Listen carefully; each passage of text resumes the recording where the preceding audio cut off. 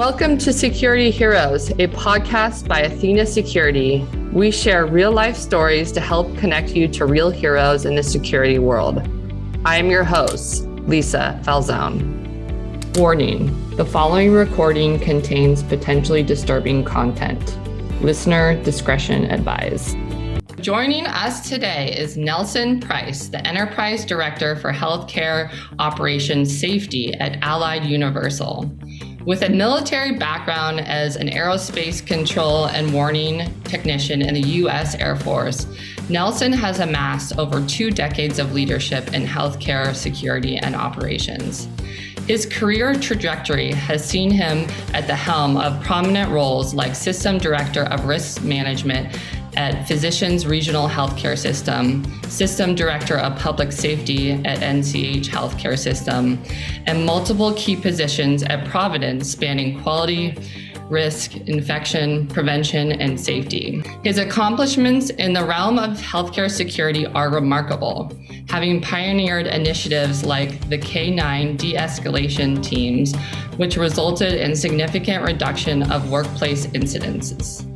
Nelson, it's an honor to have you on Security Heroes. Welcome. Thank you. Thank you very much. So just to start off with, your career trajectory has taken you from the U.S. Air Force to Anchorage Police Department and then deep into the realm of healthcare security. At which point did you recognize that you wanted to specialize in the security domain, and what drew you towards it? Well, I mean, to be frank with you, it was kind of an accident, and it just worked out for me.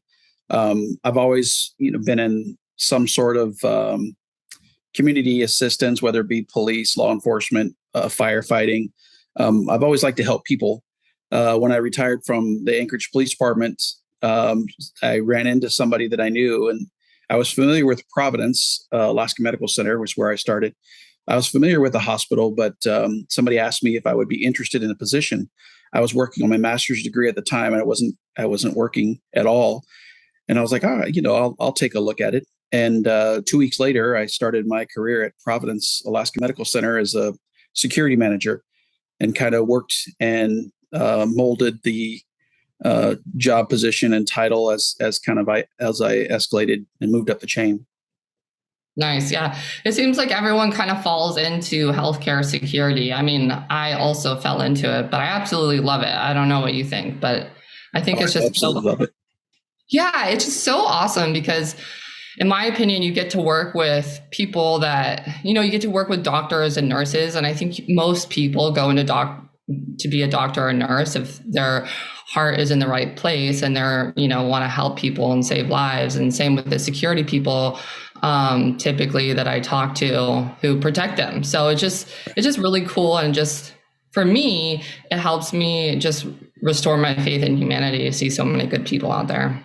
Lots of good people left still. Lots of good people. Yeah. So it's exciting. And I kind of like fall in love with it more and more every day. But so when people think of the military and healthcare, they often view them as two distinct worlds with separate sets of challenges. Having feet in both realms, how do you see the interplay between these sectors, and what common values or principles do they share?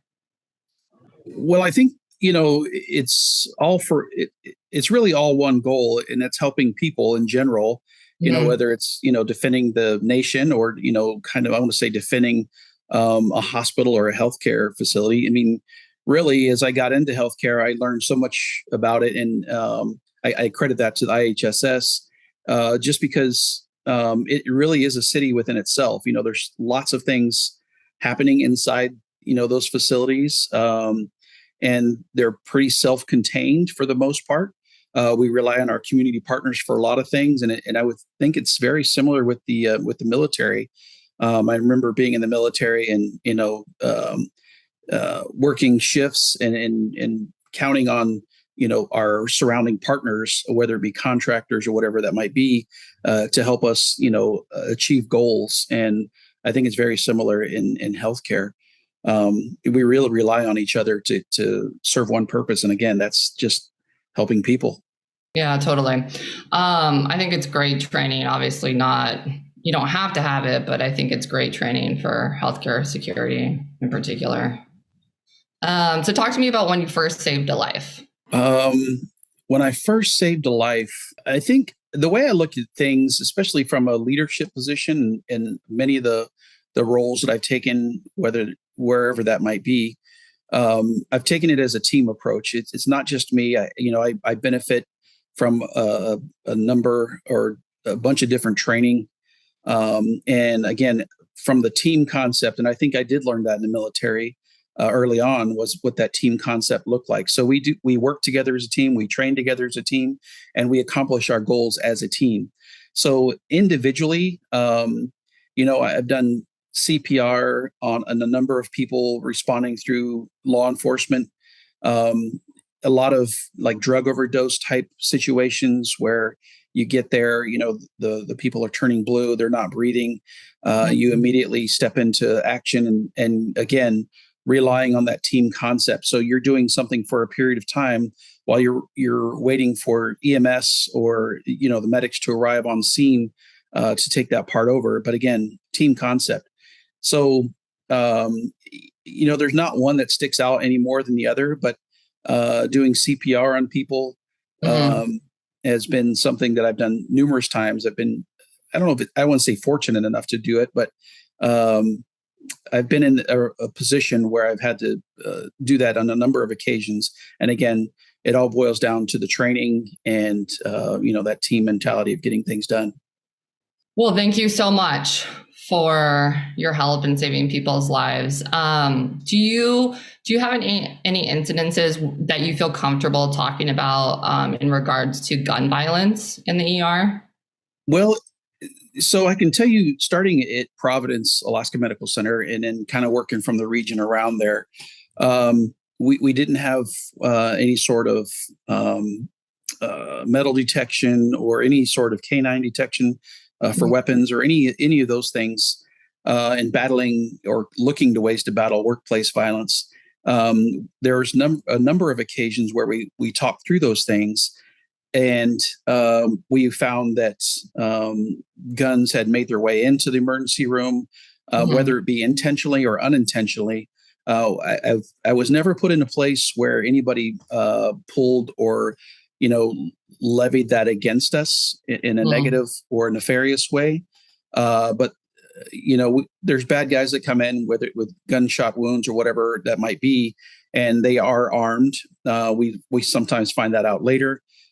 We've been very successful in the de-escalation techniques that kind of go with that.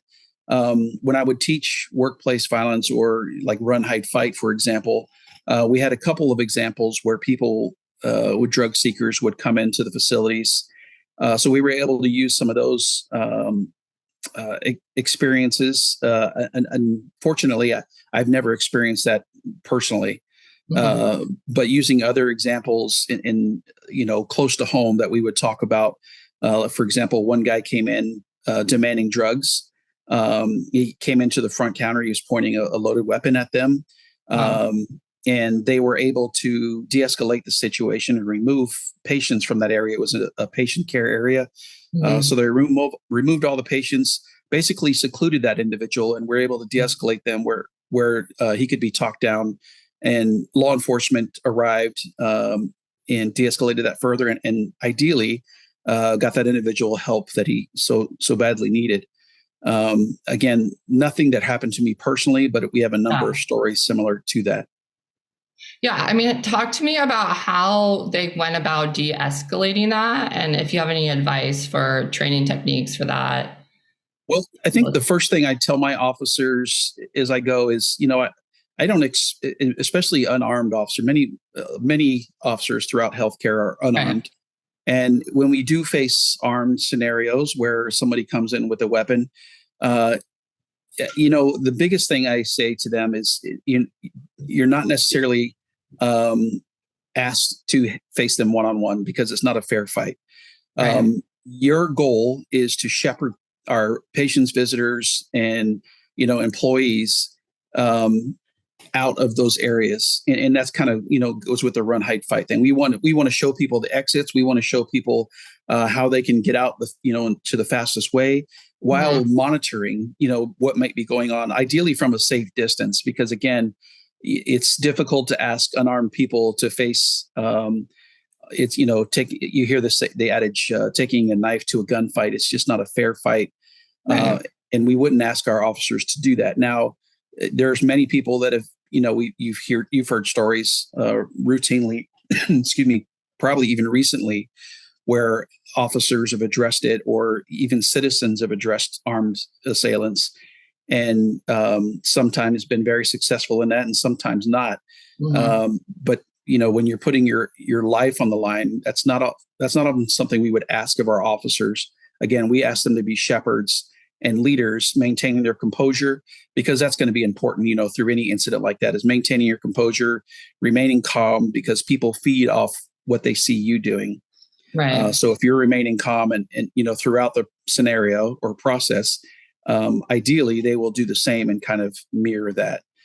But being shepherds and, like I said, leading people to safety is right. what we would ask people. So did you have one officer that was kind of telling people to get out of the room, and then one officer that was dealing with the person with a weapon, or actually, well, what I take pride in is, and I encourage everyone to do this. It wasn't just our security team; it was also our caregivers and our clinical partners. We trained together regularly, so they would know what to expect from the officers, and vice versa.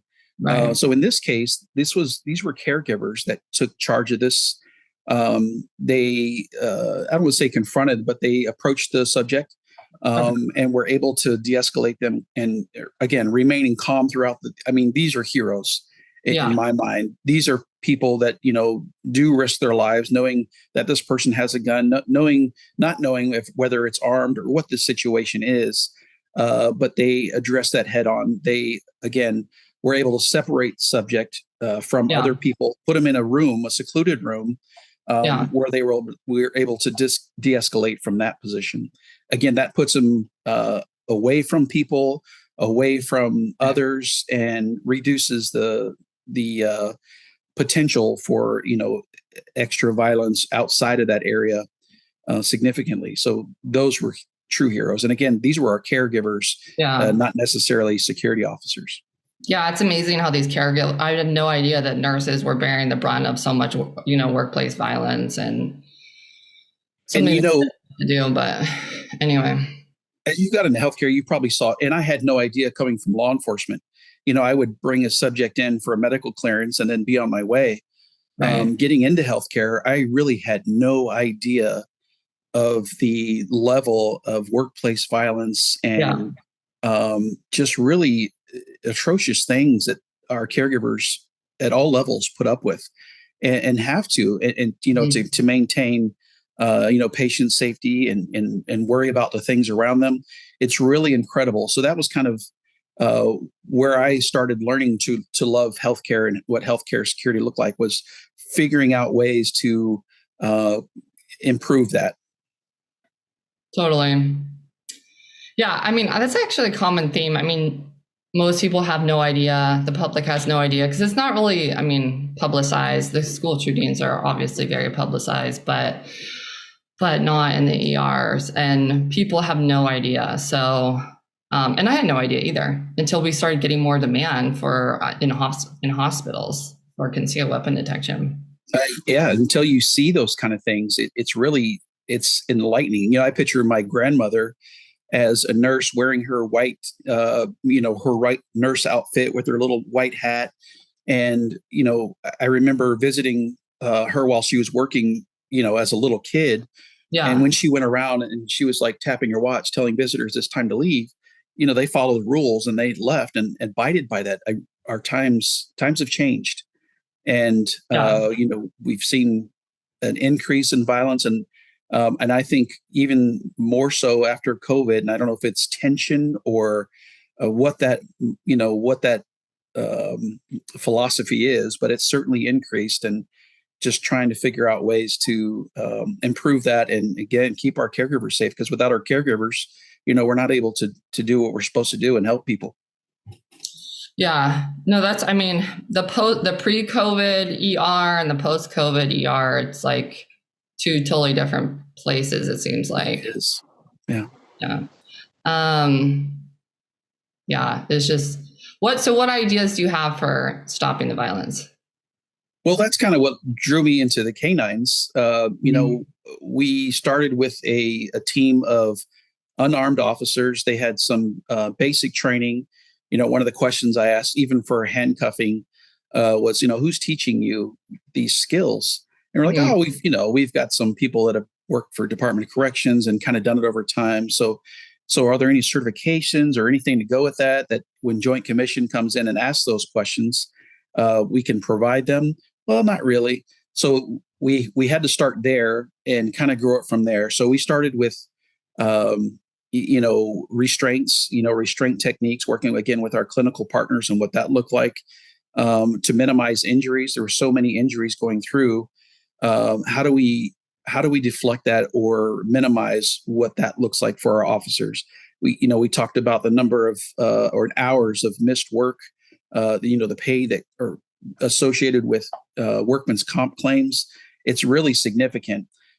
So we were trying to figure out different tools. So we went around the country. I got really involved in IHSS and try to dig deep into what that looked like. So we implemented OC foam and gel, which was a good start. And then we kind of went into tasers, and these were great things. And we were seeing these improvements. What's OC foam and gel? I'm sorry, oleoresin capsicum. It's OC spray. You've heard of like bear spray or those kind of things. Okay. And it's spray. The aerosols obviously not good for a healthcare environment because it'd clear the whole emergency room. But the gel and foam seem to do a little bit better. And depending on your location, weather dependent, depending on whether you use the gel or foam, some of those things can make a difference. And again, these are things that, in combination with de-escalation techniques, appropriate and good de-escalation techniques, would be last minute scenarios, just like your taser. You're not using a taser unless somebody's committing a crime or assaulting somebody, so committing a crime. But we saw improvements, but it wasn't where we wanted. So we tried to figure out what other tools we could utilize, and that's where we came up with the K9s. I heard it. I think in 2016, I heard it mentioned at a conference, an IHSS conference, and I started exploring from there. There isn't still a whole lot on K9s in healthcare, but there was 14% of the healthcare facilities across the nation were utilizing K9s. So a very small percentage of the number of hospitals. And again, not a whole lot of research out there. So I actually went with my police experience, worked with K9 handlers in the local area, a K9 trainer, went to some K9 law enforcement conferences to learn a little bit more about it, and kind of expanded from there. But when we introduced the K9s and we were looking at de-escalation primarily, they were a dual purpose. Narcotics detection. That was another thing I didn't realize in healthcare, how frequently people self-medicate, with illegal narcotics and those kind of things. It's remarkable to come into a place of healing and then, make things worse for yourself by self-medicating. So it was happening pretty frequently, and trying to figure out ways to combat that. But with the introduction of that and with K9s and increased de-escalation skills and techniques, we were able to reduce our workplace violence by about 50%. So it was significant. Oh, that's awesome. And I encourage, I talk, throughout the year in various IHSS seminars, reference K9s in the workplace and how they can be used for de-escalation. Again, it's been a great tool for us. It was a successful program for us. And to the other places that have started them or talking about it, it's been successful for them as well. So talk to me a little bit more about how it works exactly. So just from an everyday, if I'm not in the security industry, just tell me how the K9 protection works. So, it's just like anything, there's lots of training involved. At Providence, we actually put out a K9 implementation guidebook for others to use. So we were the first ones in our system to bring in a canine program, and it spread from there. So I think there's 6 or 7 now, and they're seeing, again, excellent, outstanding results from these. But you start with the selection of a handler, which is a big thing because you have handlers that are representing you. They have to make, sound decisions just like, you would expect of most officers. But now they have this canine attached to them. And we found it to be an excellent PR campaign as well. I mean, because people loved them. Caregivers loved them. The community loved them. So when you think about canines in healthcare and de-escalation, we're not necessarily talking about canines like you see on patrol for police. Right. So on a scale from 1 to 10, we're looking for about a 5 on that scale in drive. And we want a dog or canine that can sometimes be pet when they're not escalated, and working, but also serve as a good deterrent for bad things that could happen in healthcare. So again, with a lot of training, with the proper selection of the canine and the handler, our ideal goal was to have them patrol the area, specifically the emergency department and those other vulnerable areas. So they would patrol those areas as a presence, and that's a big part of what security is presence and perception.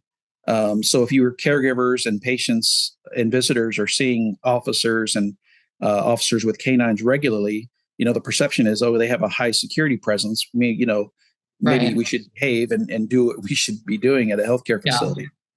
So it really was patrolling, being on the lookout for things. If they were called for a search, if there was suspicion of illicit narcotics being brought into the healthcare facility, the dogs could do a search on what that looks like. But a big part of that de-escalation, and that's what I considered them, was de-escalation canines, was that deterrence and that presence, security presence in the ED. So an additional, without having or adding FTEs, we just added canines to it. Yeah, that's great.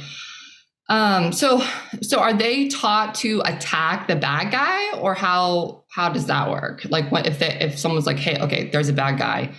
Yeah. Yes and no. So there's different kinds of canines within healthcare. So we have detection canines, and often those where we consider like a floppy ear or a pointy ear. For example, a Labrador retriever, something like that, may be a scent detection. Maybe they're detecting weapons or drugs or any number of things like that. And they wouldn't necessarily be trained to bite, and probably don't require any bite work. And typically they're not the best for that. That's not something you would typically see on a police patrol. But our German Shepherds, Malinois, things like that, and they can also be trained for scent detection as well. But if something goes bad, for example, you've run out of tools, you have somebody, a patient, for example, being an active aggressor and actively assaulting somebody, they're not listening to commands. You've tried a number of other techniques. At that time, these canines, in this case, were trained to bite. And most of them were bark and detain, but they would also bite. And again, this was a last case scenario. And, again, a crime had to be occurring in order for that to get to that level. Yeah. So are these canines, can they detect a scent of a weapon, or is it mostly for drugs? Both. So there's weapons detection canines, and there's narcotics detection canines, and there's actually canines out there that they've been training to sniff out COVID and other diseases and things that go through people. Cancer detection. There's a number of different things, but wow, the ones absolutely, yeah, I had no idea. And it's not too prevalent, but there is research and those kind of things out there. I visited a a healthcare facility in Canada, actually, that trained to locate bed bugs. Within the facility, they had a bad bed bug problem in their area, and they brought in and would train K9s, the floppy-eared kinds in this case, to detect bed bugs. But they do. So we have like explosive detection K9s can also be trained in firearms and those kind of things. So absolutely, they can absolutely detect firearms. I love it. So at your current role in Allied, tell me a little bit more about what you do currently, and are you involved with the K9 protection still? So Allied Universal has an off branch part of Allied it's a branch called MSA, and they do provide scent detection K9s. They don't get involved in bite work. But I still, again, stay involved with IHSS and work with other facilities that are looking to start K9 programs. Cool. I'm currently working on a white paper to put forward to the IHSS reference K9s in healthcare and security K9s. Cool. And then again, helping with the implementation. But my current role is separate than that. I am, part of the safety healthcare vertical and safety. And we try to talk to the numerous contracts that we have to reduce injuries with our officers. Whether, we kind of look into things, we do a root cause analysis of many of these injuries. They do them internally, and then we kind of look at it at a whole. Whether that be training, whether that be different things that we can implement into that specific program. Again, adding more de-escalation or trying a different kind of de-escalation, different ideas, different PPEs, ideas that we can come up with to mitigate injuries throughout the workplace, especially with our officers, because again, the cost associated with that, with workman's comp claims, and not to mention, you have a staffing shortage everywhere. As we lose officers to injury, sometimes for extended periods of time, there's costs associated with that, and that certainly snowballs and trickles down. So whatever we can do to find ways to mitigate injuries is what I kind of work on in my role currently. Yeah. So you're protecting the protectors. We're doing our best, I tell you. There's only so much we can do, and things happen still. But if we have ideas, and we try to surround ourselves with experts in the areas and people that have been there and done that, just to try to come up with ways. If you're doing it this way and you were injured, let's try. Here's 3 other ways that we can try this to try to keep people from being injured. Again, it's pretty prevalent, and if there's anything that we can do to reduce that, we're doing good. Yeah, I can imagine. I mean, Allied is in about half the hospitals. So if the nurses are getting assaulted, you can imagine what's happening with the officers. So, well, again, I think it's that perception of, if people see security on their, patrols, and there's a presence there, they're competent in their duties. They're receiving good training, good quality training, and healthcare security really is different than other securities. I mean, it's different than being a mall security officer. And I, no disrespect to any of them, but I really think healthcare security is at a next level. And like you said, getting into healthcare, unless you know anything about it, you don't understand, the things that come with it. Yeah. And, I think it's interesting with healthcare versus other security verticals is that the perpetrators are not, like, a lot of times they have mental health issues, or they're really stressed out, or it's not like they're premeditative as much. So I think that's just another kind of interesting piece of it.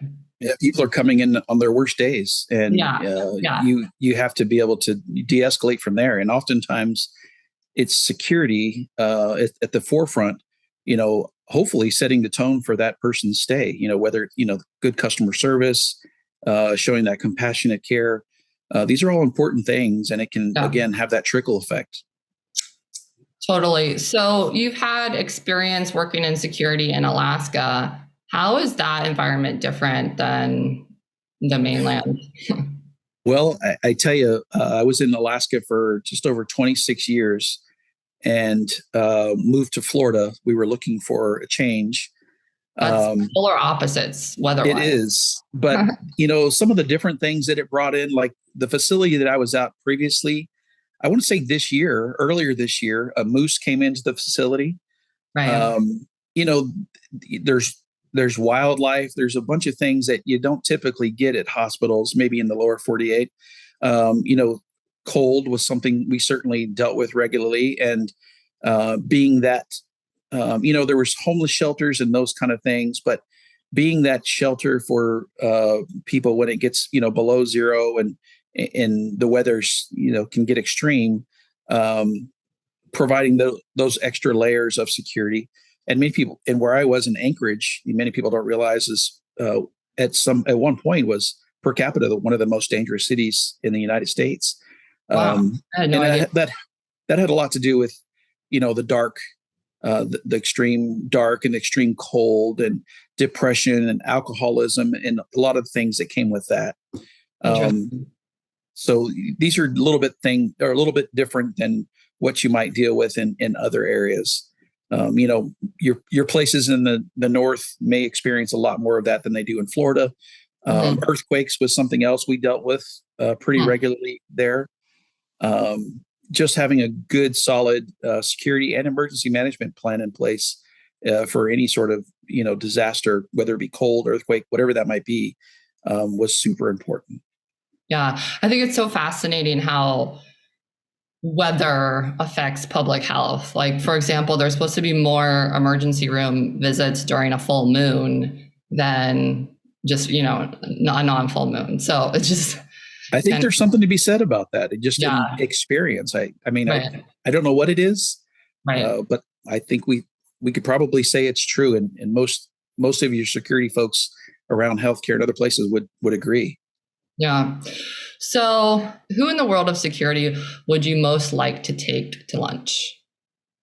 In the world of security, there are a number of mentors that I've looked at, and I some of them you've had on your previous podcasts. Lisa Terry is one. Yeah. She comes with a vast knowledge of healthcare security experience, among other things, with life experience. Super bright individual. Tony York is somebody else that I would look up to. Paul Sarnice. These are other people that I've met through IHSS and various other healthcare security forums. There's a list of them. And Lisa are awesome for sure. I met Paul, but I haven't had him yet on the podcast. Oh, so. He's just a great all around. I mean, these people are, we talked earlier about just good people, right. and that's just a small list of the good people that are in healthcare security and kind of leading the way to what that is. And Eric is currently the IHS president for the remainder of this year and next year. Another top notch. I mean, there's just, again, so many to name, but those were just a few that have really kind of guided my way coming into healthcare security with no understanding or idea of what it was, and looking to those experienced people that have it. And I would encourage anybody getting into healthcare security to get into that, the International Association of Healthcare Security and Safety, and find out what those best practices are and reach out to people, because that's always been one of the best things about healthcare security, I think, is the networking. Getting an opportunity to talk with you today. I don't know a lot about your background, but you're able to talk to, your network reaches out and you're able to talk to a ton of people with that knowledge. So if you wouldn't have the answer, you would probably know where to get that answer. Yeah. And that comes from networking. And I think that's a great thing with healthcare security. Yeah, I think people in healthcare security generally have just a lot of heart. They're just really heart led, and That doesn't mean like they're nice to everyone all the time. They're willing to be a hard ass when they need to be a hard ass, but they generally like their heart is in a good space. But the same goal. They want to help people. Totally. And they want to set people up for success. Yeah. All right. Well, thank you so much. Well, thank you, Lisa. I really appreciate it. I appreciate your podcast and getting the word out there. And I think, again, that networking and is, if we can spread the word for what healthcare safety looks like and stands for, again, really appreciate that from you. Thank you. Really enjoyed having you on here. And thank you so much for your service. Security Heroes is brought to you by Athena Security. To find out more about Athena Security and how we help save lives through our weapon detection solution, visit www.athena-security.com. And then make sure to search for Security Heroes in Apple Podcasts, Spotify, and Google Podcasts, or anywhere else podcasts are found. Make sure to click subscribe so you don't miss any future episodes. On behalf of the team here at Athena, thanks for listening.